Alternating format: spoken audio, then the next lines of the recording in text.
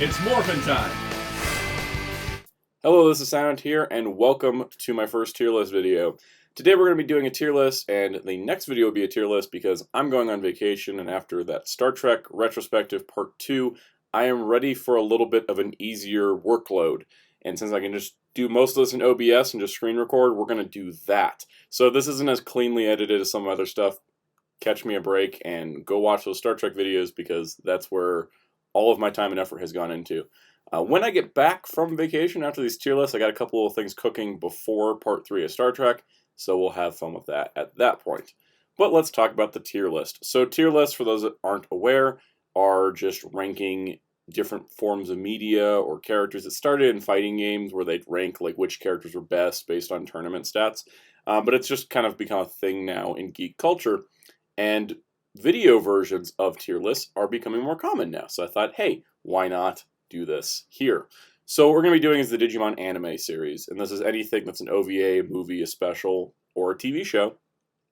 And we'll rank them on a scale from S to D, where S is the best and D is not as good. I don't put F on tier lists when I make them just because I never feel that strongly to put something in an F tier.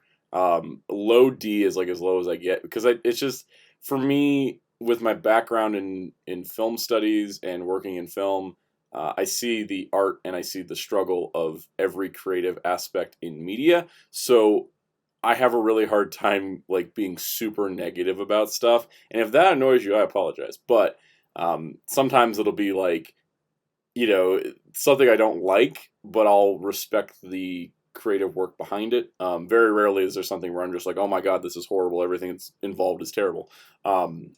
So with that in mind, nothing is getting an F rank. But I did kind of add a little guide here. So like S is like my favorites of all time. A is the best of the rest.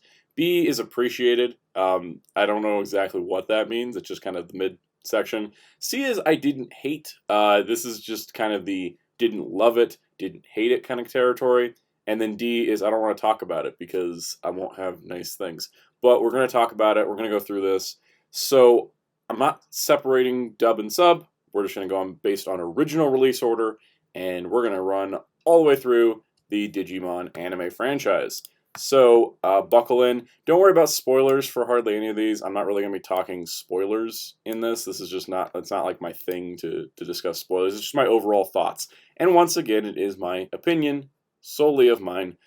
So this isn't like a categorized list of polling Digimon fans or anything. This is just me, lifelong Digimon fan. So if that offends you, I apologize. But leave your own tier list in the bottom comments if you like, because that would be super fun. So let's begin.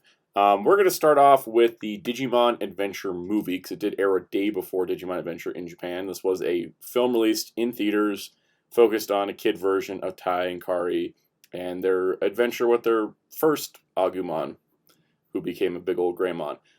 Honestly, I first saw this as part of Digimon the Movie, and I think it's like a nice little prologue to the series. And having seen it now in Japanese, I just talked about I was going to separate dub and sub, but here we are. Anyways, seeing it as a nice little like prologue to the series, I think it's actually really well done. The animation is super sharp, super great. I think that in Japanese it runs a little longer, so I don't necessarily mind the English version cutting it down a bit.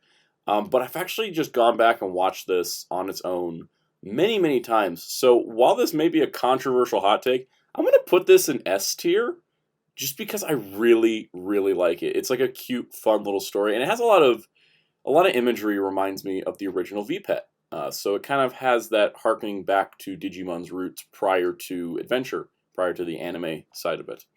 So speaking of Digimon Adventure, we'll roll into the original series. Now this is going to be where it gets a little controversial, I think, because I love the original series, because I think I start watching Digimon towards the tail end of it, because if I go back in my kid memories, I had the toys, but I kind of remember more the Myotismon Dark Masters half of it, not so much the first half of it.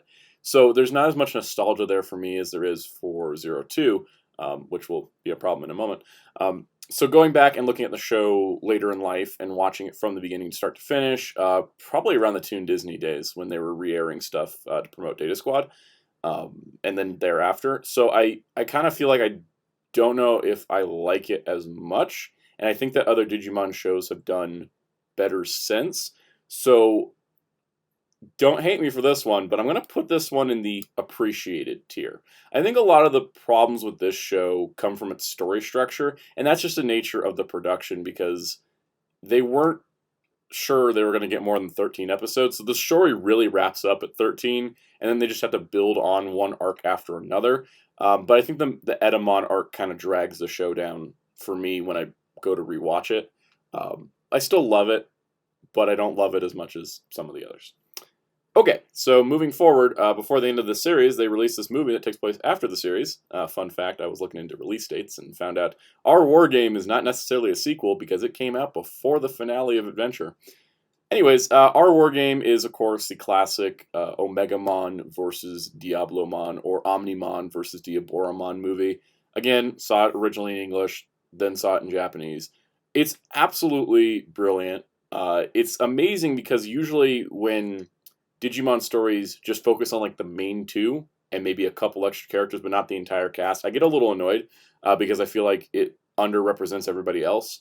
But just like some Sentai movies where the red becomes the focus, this one's actually really good. It's really tight and concise. I think by having just Taichi and Yamato as the focus, and then uh, Koshiro and Takeru as the support for them, really works out. And then having cameos from everybody else, I think it really does boil down just straight Digimon, and it has like a really good apocalyptic feel because like there's like an imminent nuclear crisis happening. So I think there's a lot of really good layers to it, and obviously the director of this movie loved it so much he remade it twice. But I'm going to go ahead and also put Our War Game in the S tier because I could literally watch it, and I'm probably let's put it above. I'll put it above the Adventure movie if it'll let me. There we go. Because I just really love Our War Game. I've watched it 1,000 times. I could watch it 1,000 times more. Just absolutely excellent stuff. It is probably the source of the Taichi and Yamato get pushed over everybody else in Adventure trend, but that does not fault the movie itself.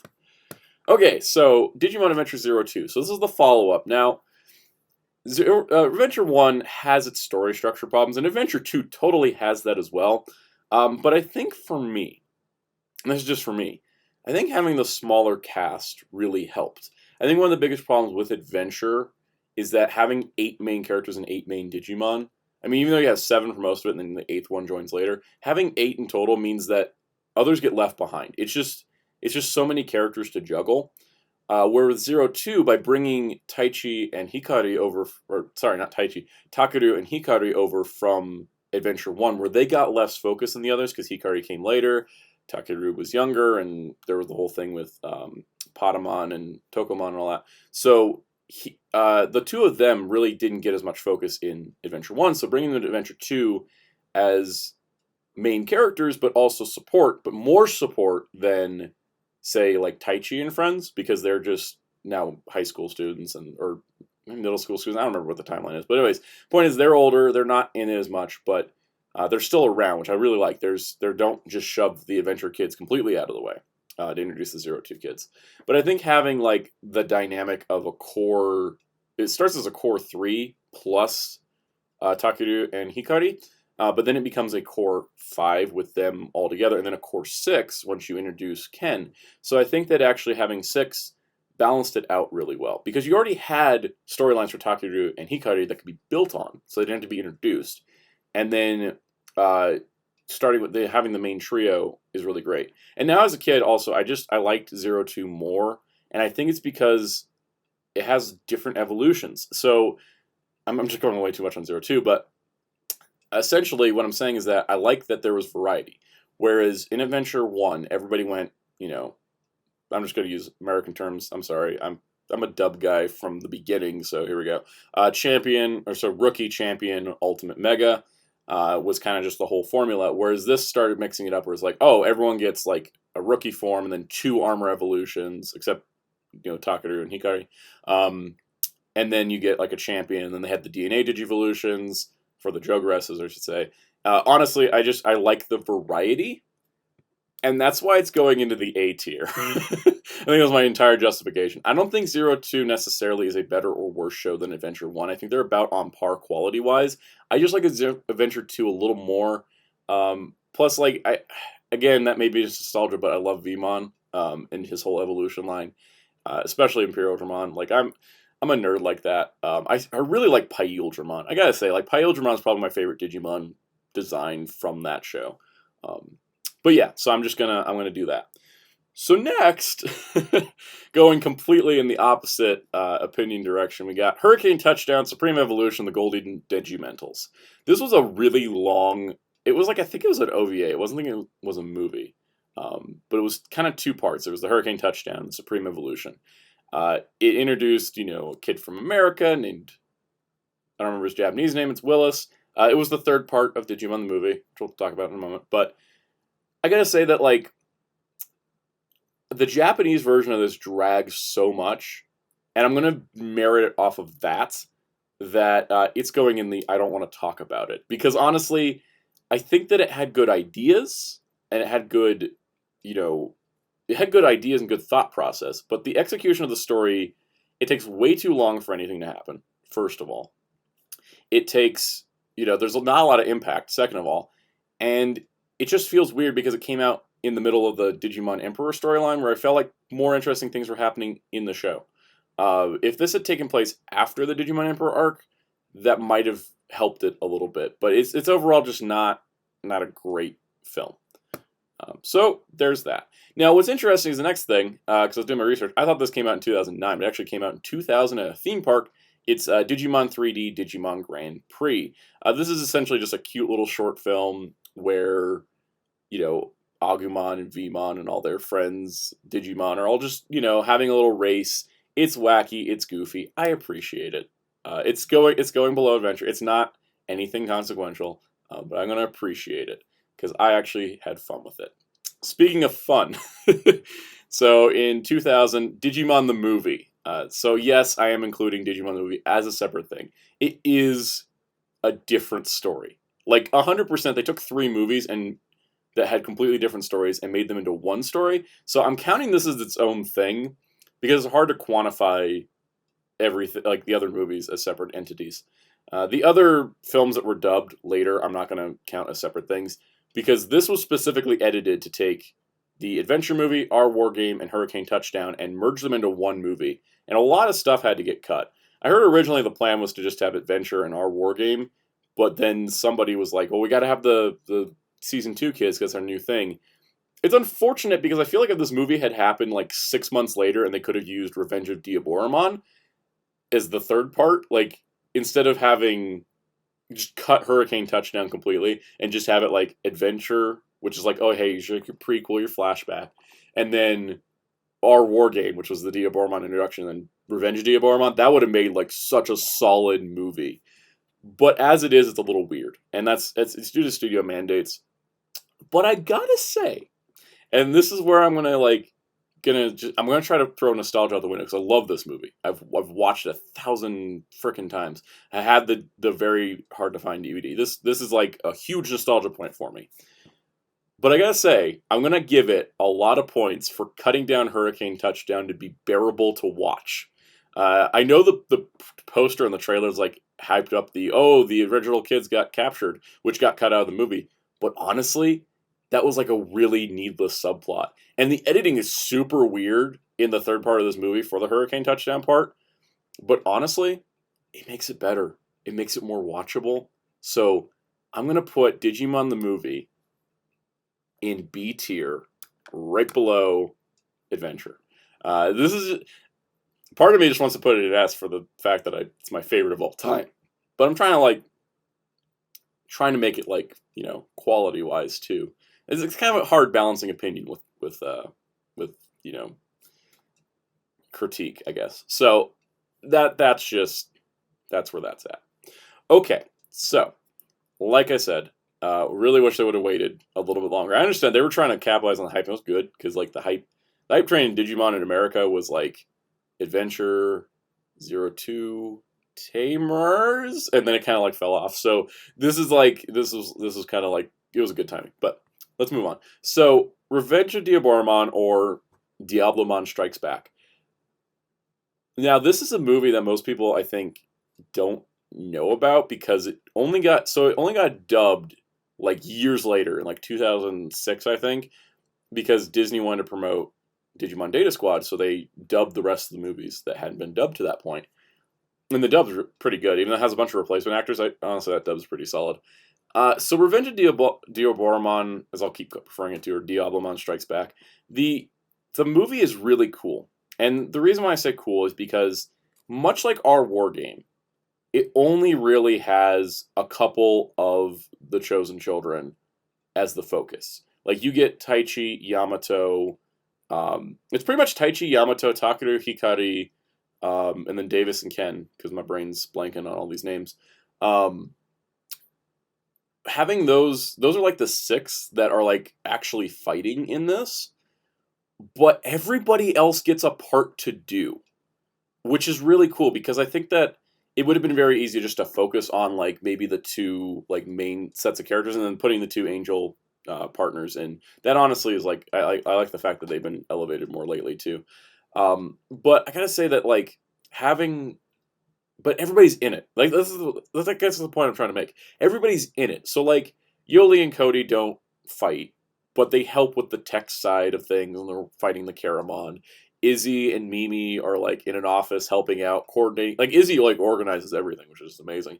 And then like Joe's there to help, and Sora shows up to help, and so it's like everybody gets a little part to do, and everybody's in it. It's literally like and because it takes place after 02, it feels like the nice cap on the adventure era because everybody got a part, big old battle, really symbolic, kind of re-defeats their, intimidating enemy from before, and I really, really love it. So it's going in the S tier above our war game. I'm gonna put it above our war game because I love our war game, but I could watch Revenge of Diaboromon any day of the week. It's that good. I honestly, it's probably, and we might get to that later, but it might be my favorite Digimon movie. But we'll see. We'll see how this goes. I didn't plan any of this out in advance. I'm doing this all offhand. Okay, so next up, Digimon Tamers. Now, Tamers, it's got a reputation for its third arc, which can be attributed to a certain writer. But I gotta say that, like, even with its flaws, I think its flaws actually improve it. Digimon Tamers is a really great show. It's one of those shows that I definitely remember being on the hype train for back when it was airing in America, and it's something that's really stuck with me. And I know that like for some like the show skipping out on the digital world for most of it was a detractor. For me, it was a positive. We spent two shows majority in the digital world, and I liked the way that Tamers worked with. All right, so how do these kids have these Digimon and not have their parents find out? And the whole storyline there, there's a lot of great physical comedy with Guilmon. There's a lot of great stuff with, Rika and Renamon where they have like a really rough relationship. And so like there's a lot of like kind of character development in that sense. So like Adventure and Adventure 02 had like backstories for the kids that gave them kind of realistic, storylines and that gave them depth as people.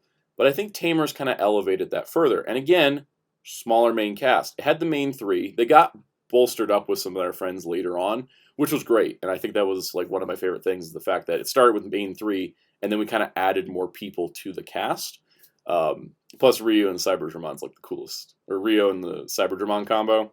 That's like the cool. They're like the cool partnership of Digimon. But anyways, I gotta say that like the fact that the show even had like Digimon that didn't have human partners right away, like Impmon, and giving them full storylines is what makes the show really special and unique. So for me, I'm going to put this in, again, because I love 02 deeply, I think for nostalgia, but this one's going to go in the S tier.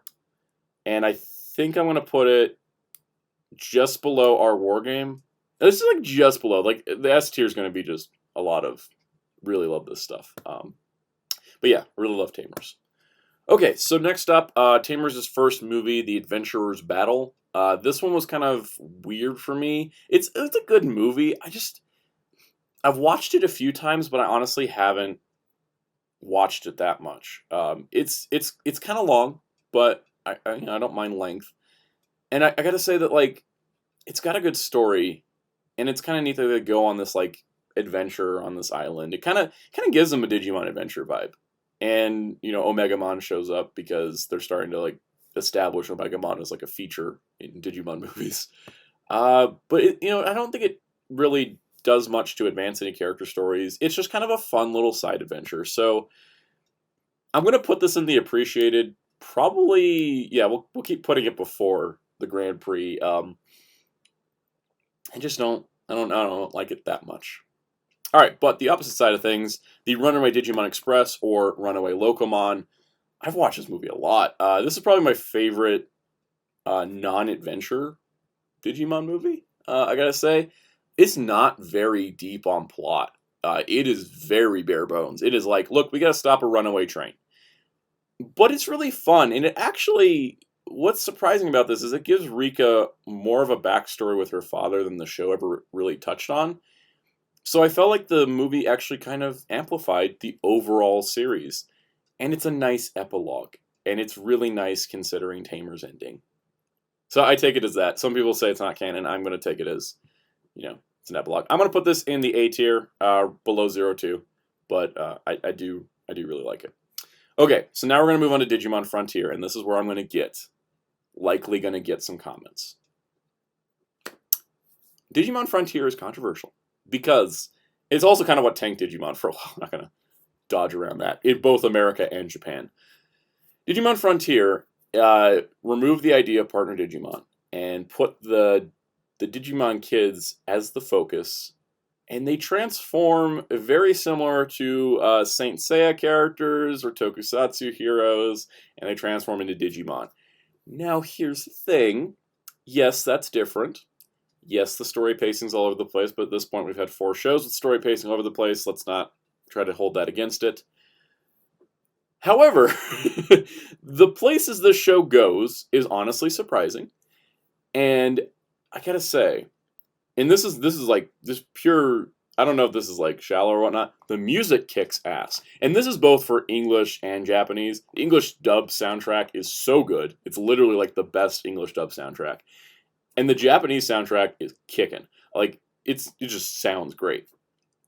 So it doesn't match a lot of the same things with other Digimon shows. But I am a big Tokusatsu nerd. I have not watched a lot of Saint Seiya, but I've watched Digimon Frontier a lot. I really love it. And the D-Scanner / Detector is probably one of my favorite Digivice. I own 3 different versions of that thing. I really love Frontier. And I mean this in the best way possible. And I'm going to put this where people probably won't agree. But it's going in the A tier. I almost want to put it in S. Because I love it. I love it that much. It's so close. It's so close to going into S, but I'm going to keep it at top of the A. That's where Frontier's going. So, on that note, the Frontier movie, which is Revival of the Ancient Digimon or Island of Lost Digimon, I don't like that one as much. I love Frontier, and I love its characters, and it's nice to get the animation boost for a movie. But I gotta say, I don't know what I feel about this movie, because they have like this crazy little war storyline where 2 of the kids have it's like Takuya and Koji just go to war with Digimon. It's bizarre. I don't think it adds to the show, and I don't like watching it that much. So I'm gonna put it in the didn't hate category. It's my first C tier. We've gone from the entire spectrum here, but I'm gonna put it in C. That's all I got. Alright, so then Digimon decided to just die for 3 years, I guess, because then they finally came back, 2005. Digimon X Evolution. Now, this movie, how do I describe this movie? It's completely CG, which the only CG Digimon stuff prior was evolution scenes in that Grand Prix short, which honestly is not badly animated for 2000. This one's 2005. And I gotta say, that while Pixar and DreamWorks and all of them had kind of pushed CG animation to this new realm, like this came out the same year as The Incredibles, this ain't holding a candle to it. But in terms of CG work for anime at this time, X Evolution's actually pretty good. And I think that's the best thing I can say about it, because story-wise, it's kind of weird. And no major spoilers, but Leomon dies in the first 5 seconds, which is just, like, they just really love beating that trope into the ground. And I gotta say that, like, I didn't know about it for years, found out about it. It's meant to tie into a video game, and it does kind of feel like watching a compilation of cutscenes. Like, I feel like I'm missing chunks of the story when watching it. So, it's kind of neat to see Alphamon and Dorumon's, like, evolution at Alphamon, and the overall just seeing the X antibody designs. But this one's going in the C tier. Right below Revival of Ancient Digimon. That's just where it's going. So, we've come to a point, or once again, I may get flack for this, but hear me out. Digimon Savers / Digimon Data Squad. I'm just going to place it, and then we'll talk about why it's there. So here we go. Digimon Savers. It's going. It's going.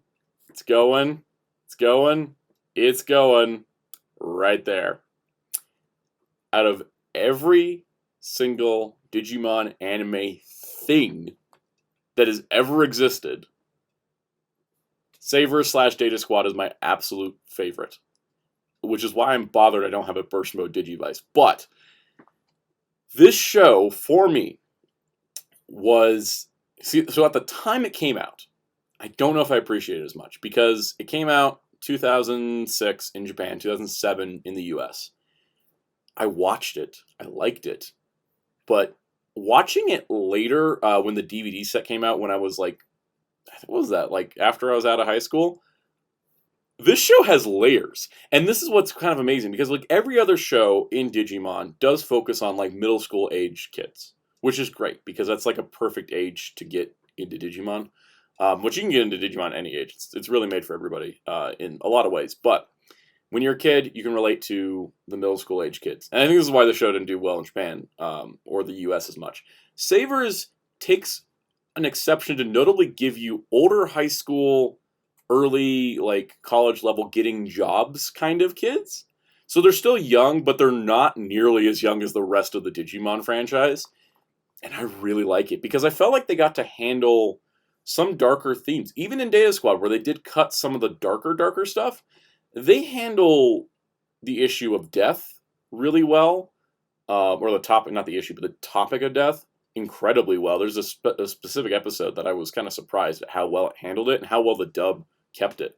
Because death has always been a thing in Digimon, because death and rebirth is part of the digital world's lore. So it's come up a lot in the shows, but I think that Savers handled it best.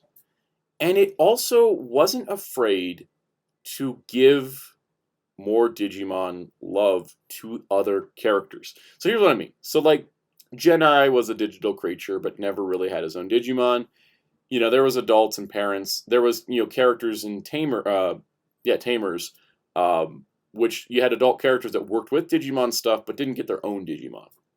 Everybody at DATS has their own Digimon, and that is the coolest thing, because it's the first show to say, hey, you're an adult? Cool. You can still have a Digimon partner. You can still do cool stuff. You don't just have to be a child to get that. And I know that, like, with the Adventure line, that was kind of the point of the endings of both shows, was that, you know, eventually you have to say goodbye to your childhood, and it's like saying goodbye to your Digimon partner. It was the end of Adventure. Not spoilers, but that's, you know, how it goes. That franchise kept going. And 02 had kind of an ending that was saying, like, you know, maybe we can grow and, you know, remember our childhood experience. Like, Digimon, the Digimon partner has always been, like, the childhood experience personified, right? But Savers was like, look, you can be at any age, you can be at any time in your life, you can be like an old man that gives wise advice, but you can have a cool Kappa Digimon that turns into an awesome DJ. Alright, basically it was saying, like, you can have it all. You can have the childlike wonder, the enthusiasm, but you can also have, you know, that ability to continue having a Digimon. You don't just have to give it up because you're an adult. And that's because every character in the show is practically an adult. And I love that aspect of it. And then there's also some really great stuff they do with the digital world later on. The only kid character in the show that has a Digimon has a completely different storyline than any other kid in the franchise, before or since. And that is why I love Digimon Savers. So now that we're done with that essay, let's talk about some other stuff. I'm going to try to like go a little bit less on that, but just so you know, nothing's topping Savers.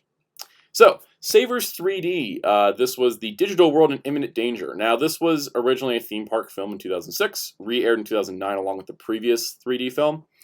This one's kind of fun. So, I think a lot of people remember the Digimon Grand Prix special, and they lumped this one in with it, but it's actually just kind of an adventure. It's Agumon, Gaomon, and Lalamon, and they run into Kalumon at some point, and they have to like save the digital world. It's actually an action type thing. It's not like a race. But it's pretty cool. I actually like it. I'm going to put that in the appreciated, above Grand Prix, but below Battle of Adventures. The Digimon Savers movie. So this one is weird because they completely cut the human cast out of it. They're like gone. It's just, again, just like that Savers short. This one is, so this is Ultimate Power Burst Mode activated. It never got dubbed, which is fine. It doesn't fit in any point in continuity, but it's just the three main Digimon just running around, having fun. It's always weird because it's like the three main of Digimon being in the 3D short made sense because before Falcomon showed up. But I didn't get why this one, Falcomon, wasn't around. But it's just Agumon, Gaomon, Lalamon. Their human partners are captured and they have to like save them. And eventually it like debuts Burst Mode, and for whatever reason, Shine Greymon Burst Mode's a kaiju-sized gigantic thing in this. It's fun, but I don't watch it. I've seen it probably like once. There's like a moment where Lalamon wields hot dogs like nunchucks, and that's probably the greatest scene in the whole thing. So I'm going to put that in Didn't Hate, right above the Frontier movie. So now we're getting to the point where we're getting down to the last line of things. So let's get to it. Alright, so after Digimon Ultimate Power Burst activate, 4 years until a new Digimon show. Digimon Xros Wars. Now, this is the first one I actually watched as it was airing. There was nice fan subs coming out pretty regularly for it. And it was the first Digimon show I watched in Japanese. And I don't remember finishing it. I think I just kind of dropped off at some point.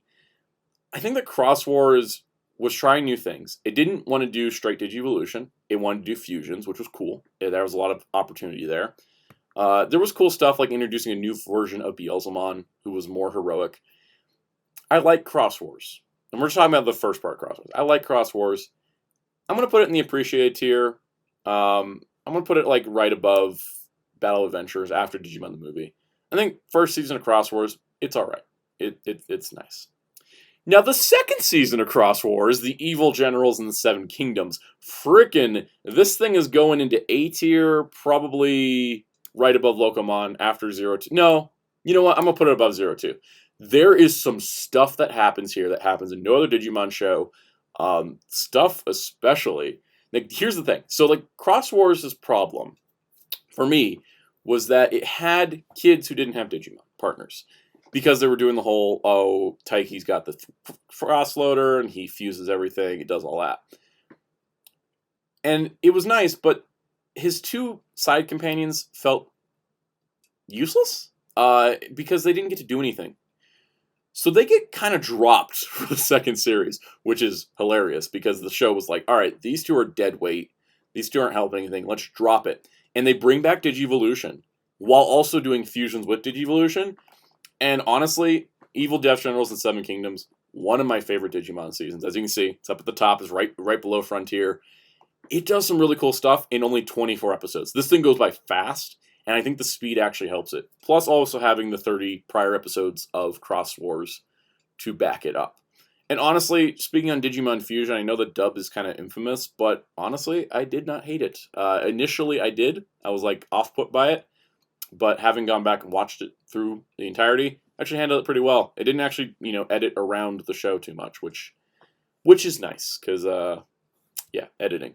So, on that note, let's talk about what's going into the D tier. Digimon Xros Wars, the boy hunters who love through time, is probably my least favorite Digimon show. It sucks. And, I mean, there was work put into it, but it sucks. It seems pointless, because the ending to Seven Generals, or the Evil Death Generals, ending to Xros Wars Season 2 was so good. It, like, wrapped everything up. And then they do this time skip, and then there's these guys jumping through time, and they do timey stuff, and It follows up on one character from season 2, which is nice. It brings in Taiki, and it brings in the newer character, who I'm not even going to remember his name. He is... People talk about how like the gogglehead characters in the shows are really dumb. This kid is the dumbest thing I've ever seen. Like, he is so incredibly stupid. I don't know how he hasn't died yet. Like, in the show, I'm like, how do you even survive this? Probably the thing that's most well known about this is the last episode, because it features a crossover with several, like all the Digimon protagonists from the past, as well as several supporting cast. It's neat, but a lot of them don't talk, which is really weird. They're kind of like silently there. You can do that stuff in Tokusatsu, you can kind of get away with it, it just suits, but when you have Digimon Tamers and their Digimon just kind of silently going, it looks weird. The crossover's neat, but I think it's the only redeeming thing about it, and that's why it's in the D tier. I like how I made the category. I don't want to talk about it, yet here I am talking about it. Okay, so I'm going to fly through these pretty quick because we're hitting Digimon Tri territory. And I'm going to try to be fair about this, but just so everyone knows, in general, I did not like Digimon Tri. I was really rooting for it. Because, yeah, we had like another, let's see, what was it, 4-year gap between Boy Hunters and Tri Reunion. I really wanted to try to work. I was, getting into it. I was like, all right, this is going to be great. All right, this will get better. Yeah, no, there's time. We got 6 movies. This can get better. It's not getting better. Why are there freaking 4 kids missing and we're not talking about it? Why is everyone sad? Like, there is, Tri for me, in general, and this is talking in general, I'll break down each movie briefly. In general, Tri is depressing, it's joyless, and its point is completely lost because it's a hypocritical storyline. So, let's talk about the first one, Reunion. So Reunion was like a nice little, like, get everybody back together. It was really exciting to see. Like, I didn't necessarily want a Digimon Adventure sequel because I felt like Zero Two's ending wrapped things up, and especially Revenge of Diaboromon. But I was like, all right, let's do it. And I actually liked this. There was like, kind of some drama that made sense. Like, Taichi was not sure if he wanted to battle Digimon because they were destroying the city, and Yamato's like, look, we got to do it. We got to fight them because they're going to make it worse. You got to stop thinking about the property damage. But, kind of like they're older, they're in high school, they're thinking about their futures. And, it was like, okay, not everybody's back together yet. It's not instantly like everyone's back, fighting Digimon. But the thing that bothers me, and again, it's going to bother me forever, is the fact that the 0-2 kids just completely get like captured in the first scene and they're never referenced again to the last part. Freaking weird. Like, and the fact is that there was no explanation given for why none of the 8 Adventure Digidestined, including like Takeru and Hikari, who spent the most time with them, they don't ever look for these kids. It's weird. It's bizarre. But Reunion, I think, was solid enough that I'll put it in the appreciated tier above the 3D shorts. It's just going to go there. Now, Determination, I actually kind of liked it. It was fun. It was the last bit of fun that Tri had. So I didn't hate it. Probably going to put it after... I'll put it above X Evolution. Confession. Yeah, I don't want to talk about Confession. God, do I want to talk about Confession? Yeah, I'll put it above Hurricane Touchdown because the production quality is good. Confession emotionally destroyed me. And it was where I stopped trying to say that Tri was going to get better.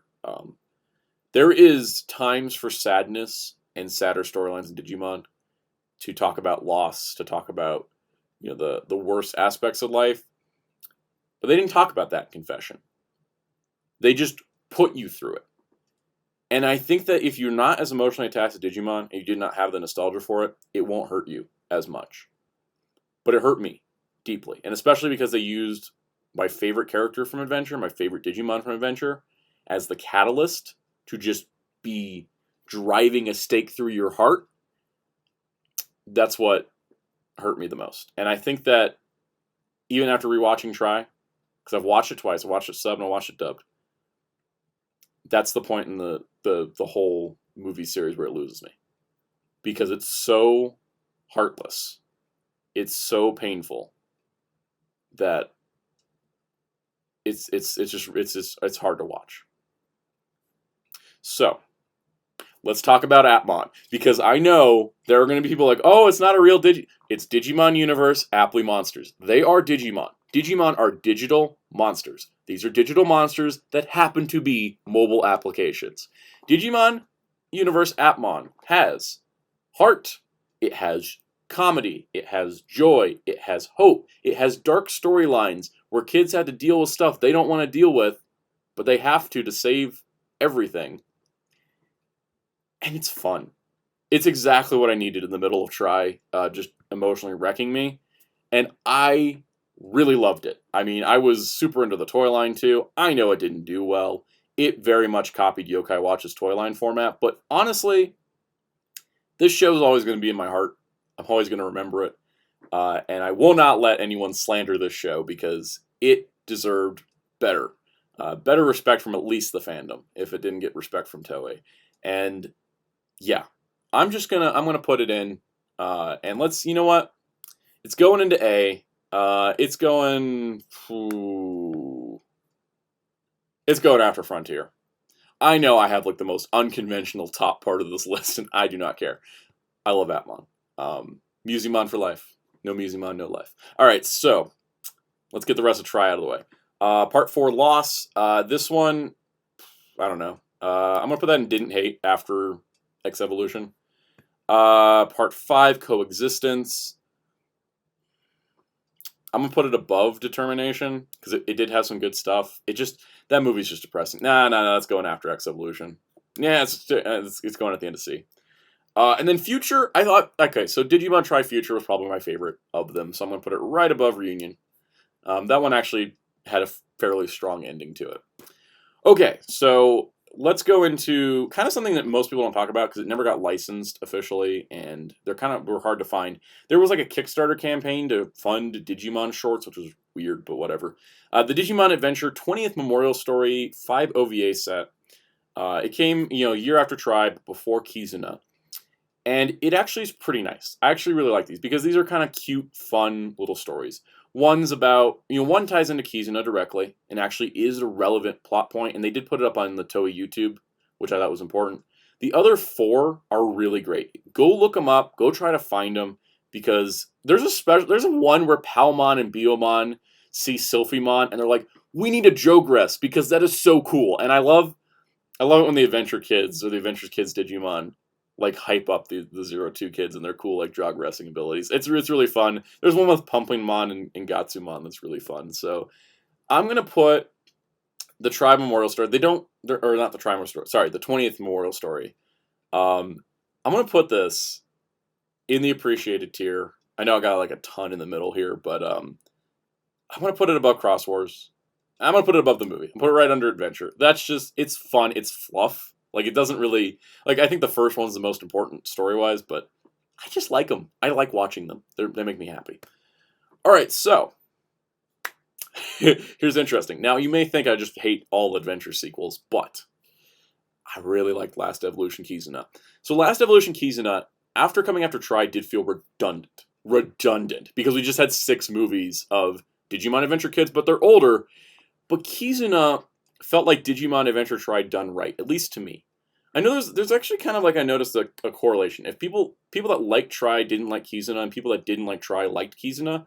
So Last Evolution Kizuna, for me, was, alright, it's more serious, it's dealing with loss, it has a lot of the similar themes of Try, but it didn't depress me to all extent, because they didn't dwell on the fact, they didn't dwell on the loss. They had to learn to accept it, and that's a difference, because I think with Try, they were doing like, oh, what if you were to lose something so precious to you? And so all the characters deny it, and they hold secrets, and they just hold it back, and they don't talk about it, and they don't deal with it. But in Kizuna, they know something bad is coming, and they deal with it, and they work through it together. And yes, it eventually does become a Taichi Yamato movie, but just like our War Gate. Actually, no, just like Revenge of Diaboromon. Almost everybody got a story. Sora got the short end of the stick here. I'm just going to say that. I do not like the way that Sora got handled in this movie. She had like 3 lines of dialogue. That was ridiculous. But the 02 kids exist. They get their own subplot, which was probably the most fun part of the movie. They balanced it out because you had the Adventure kids dealing with the drama and the heartache, and the 02 kids were doing like a fun side story investigation mystery, and that balanced it out. That's what Try needed. Try didn't have the balance. Try had the comedy in the early part and then dropped it to focus on the sadness. So I think that Kizuna, for me, worked really well. And because of that, I want to put Kizuna below 02, above Locomon. I really liked it. I hope that the 02 movie that's coming up kind of takes the page from the 02 side story of this and remembers to have fun with Digimon, because Digimon should be fun. And speaking of fun, we're going to talk about the recently wrapped Digimon Adventure : or Digimon Adventure 2020. Now, I initially did not watch this show. I didn't want this show. I had like mad rejection problems with this show, and I want to briefly talk about. I know I'm running like kind of long on this, but after Try, I was really pissed. I was like, I feel like I was in this weird spot. I was like, I can't move on from Digimon because I don't feel satisfied. They left me in such a weird state. But I don't know if I want to engage with Digimon because Try made me so upset. And Kizuna, I was like, okay, we're doing Kizuna to kind of wrap things up again. And Kizuna kind of gave me that, it's okay. It kind of gave me the, it's okay, we're closing the book on the original Adventure kids. We're going to close it. Here's a fun last adventure. And the producers really helped because they were like, look, everything's still canon. Which, I mean, that doesn't work continuity-wise, but everything's canon. You know, the 02 ending still happens. And so I waited for Kizuna, and I waited for the official English release, which means I was missing like 3 months of Adventure 2020 by that point. And once I saw Kizuna, I got to sit with it for a while. And I realized, after that I felt like, I was like, okay, I feel good that if Kizuna was the last thing of Digimon I enjoyed, I have like a closure on it. Like I felt like it was a closure of the previous era of Digimon. And I was like, okay, so I sat with it for a few months. The card game came out, and I was like, dang, I kind of want to get into this card game, new Digimon card game. The Vital bracelet came out, and I was like, maybe I should watch it. I thought, okay, I'll just skip it. So I ended up watching Adventure : Binge through the first 35 episodes. Yeah, I was that behind. 35 episodes in a couple weeks. It was like 2 or 3 weeks. I just, binged it. It's not a great show. It's legitimately pretty shallow. It is heavily focused on the adventure. The kids don't have their own backstories. That may also be because of global crisis. They may not have wanted to make a really dark show at that point. But after 67 episodes of this show, it referenced, it homaged every Digimon show that came prior, including Appmon. If you don't know what I'm talking about, look a little deeper. So it's all in the whole network part of it. It referenced, did storylines like Frontier with the train. It brought in Digimon from Xros Wars, Digimon from movies, Digimon that never even got animated before. And it had some of the most gorgeous Digimon animation I've ever seen. I gotta say, they really pulled out all the stops, especially for some of the big battles, especially the evolution scenes. So for me, Digimon Adventure : or Digimon Adventure 2020 was overall not as good as shows that came prior. But it was enough to kind of reference the past, and it was enough to get the card game off the ground so we have something to keep Digimon going, that we're heading into a new era. There's more Digimon stuff coming out now than there has in the last, 15 years. And I will always appreciate Digimon Adventure 2020 for that. So it's going in B. It's going above the movies right after. You know what? It's going above Xros Wars. No. There. It's going there. So, let's recap and get out of here. Starting off, D tier. My D tier is Try Part 3, Hurricane Touchdown, Xros Wars Hunters. Honestly, out of everything here, there's 30 things here, only 3 of them are D tier. I love Digimon. C, didn't hate. That was the Savers movie, the Frontier movie, Try Part 2, X Evolution, Try Part 4, and Try Part 5. B tier, appreciated. Probably put too much in this, but whatever. We've got Adventure, Memorial Story, the movie, Xros Wars, Adventure 2020, Battle of Adventurers, Try Part 6, Try Part 1, and the 2 CG shorts.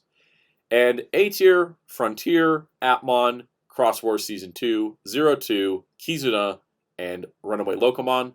And the S tier, which is my top 5 favorite Digimon things. Number 1, Savers. Number 2, Revenge of Diaboromon. Number 3, Our War Game. Number 4, Tamers.